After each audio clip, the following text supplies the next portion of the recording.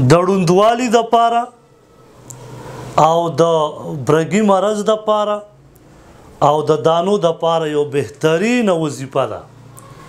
مسند احمد کې 20,878 نمبر روایت ته قبیصه رضی الله تعالی عنه فرمای ویزه نبی علیہ الصلوۃ والسلام تراغلم ما او تعرض کې چې د الله پیغمبره زه ډیر کمزورې شوی ما اډو کې می راست شوی دی بوډایم ما ته یو بهترین عمل وخایه چې پغې باندې الله ما ته نفع راکړي.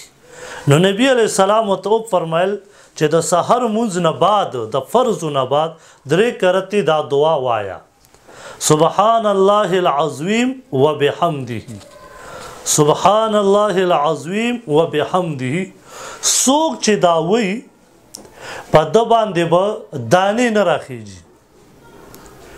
دویمه نبی علیہ السلام ته فرمای چې څوک دا وی په د باندې به د برګې مرض نه راځي چې دا چمړې سپین سپین شي او څوک چې دا وی دا به مکمل ړندېږي نه نظر به کم شي خو کدا بیخي بوډای خو بیا بم د نظر نه ختميږي.